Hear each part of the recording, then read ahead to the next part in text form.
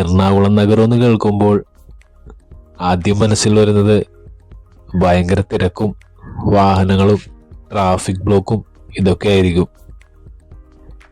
എന്നാൽ ഈ തിരക്കിൽ നിന്നൊക്കെ മാറി ശുദ്ധമായി ശ്വസിച്ച് അല്പനേരം ഇരിക്കണമെന്നുണ്ടെങ്കിൽ തീർച്ചയായും പോയിരിക്കേണ്ട ഒരു സ്ഥലമാണ് പിഴല ചെറിയ കടമക്കുടി എന്ന പ്രകൃതി രമണീയമായ സ്ഥലം.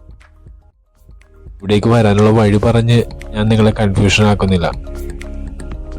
ഗൂഗിൾ മാപ്പിൽ പിഴല എന്ന് സെർച്ച് ചെയ്താൽ ഇവിടേക്ക് എത്തിച്ചേരാവുന്നതാണ്. അപ്പോൾ നമുക്ക് പിഴല ചെറിയ കടമക്കുടിയിലെ കാഴ്ചകൾ കണ്ടുവരാം.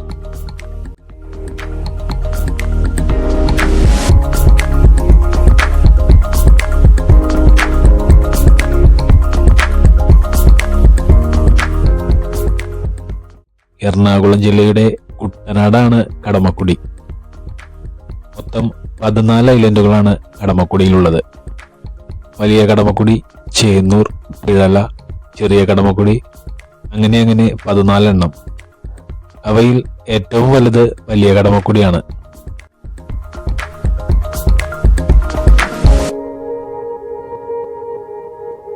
(1341) വെള്ളപ്പൊക്കത്തിൽ കൊച്ചി അഴിമുഖത്തിന്റെ രൂപീകരണ സമയത്താണ് കടമക്കുടിയും ഉണ്ടായത് എന്ന് കരുതപ്പെടുന്നു.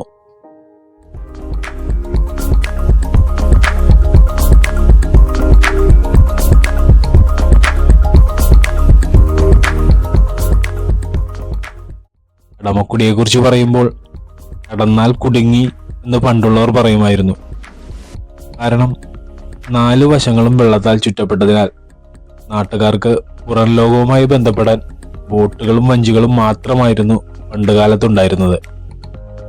അന്ന് ഇതുപോലുള്ള യാത്രാ സൗകര്യങ്ങളൊന്നുമില്ലായിരുന്നു.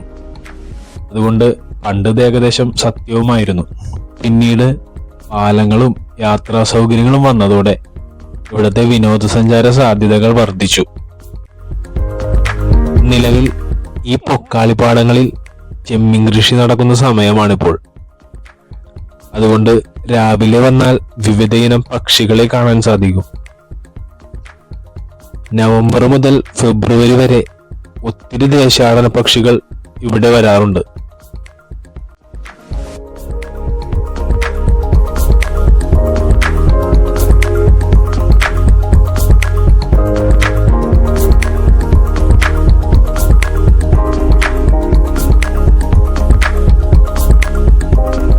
ഇങ്ങോട്ട് വരുന്ന റോഡ് ഇത്തിരി ചെറുതും ഇത്തിരി മോശവുമാണ്.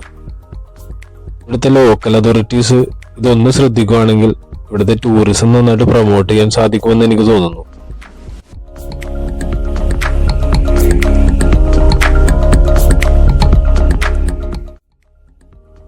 സാധാരണ സഞ്ചാരികൾ വൈകിട്ടാണ് ഇവിടേക്ക് വരുന്നത്. അതിൽ നിന്നും വ്യത്യസ്തമായി രാവിലെ വന്നാൽ തിരക്കില്ലാതെ ഈ കാഴ്ചകൾ നമുക്ക് ആസ്വദിക്കാൻ സാധിക്കും. മറ്റൊരു കാര്യം എന്ന് പറഞ്ഞു കഴിഞ്ഞാൽ നാട്ടുകാർക്ക് സഞ്ചാരികളുടെ തിരക്കില്ലാതെ സ്വന്തം നാടിനെ തിരികെ കിട്ടുന്ന സമയം കൂടിയാണ് പ്രഭാതം.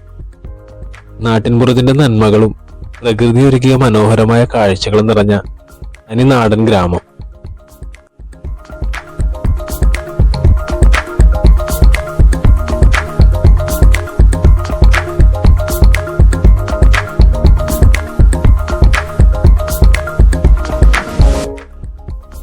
ഇവിടുത്തെ മെയിൻ അട്രാക്ഷൻ എന്ന് പറയുന്നത് വഞ്ചിയിൽ കയറിയുള്ള യാത്രകൾ തന്നെയാണ്. അതുപോലെ തന്നെ കയാക്കിംഗ് പോലെയുള്ള ആക്ടിവിറ്റികളും ഇവിടെയുണ്ട്.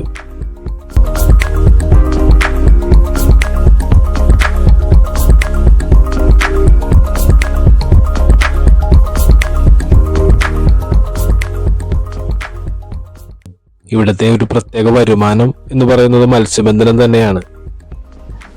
നമ്മളിവിടെ വരികയാണെങ്കിൽ നമുക്ക് വള്ളക്കാരോട് ഡയറക്റ്റ് മീൻ വാങ്ങാവുന്നതാണ്.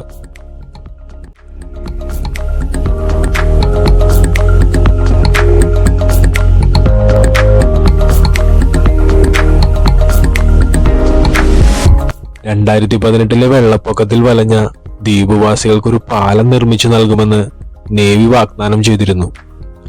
2020 ഏപ്രിൽ മാസത്തിൽ പാലം യാഥാർത്ഥ്യമായി. ഈ കാണുന്ന സുന്ദരമായ സ്റ്റീൽ പാലം.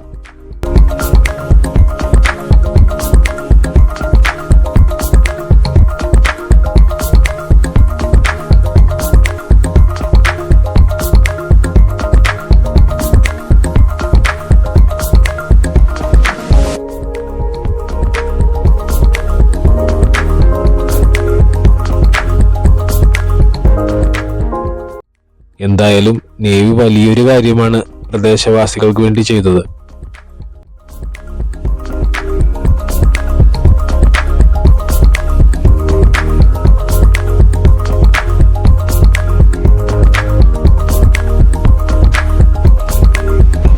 ചെറിയ കടമക്കുടിയിലൂടെയുള്ള യാത്ര കഴിഞ്ഞാൽ പിഴലപ്പാലത്തോട് ചേർന്ന് നാടൻ ഭക്ഷണശാലകൾ സഞ്ചാരികളെ കാത്തിരിക്കുന്നുണ്ട്. കൊഞ്ചും കരിമീനും വരാലും ചെമ്മീനും ഒക്കെ കിട്ടുന്ന നാടൻ ഭക്ഷണശാലകൾ.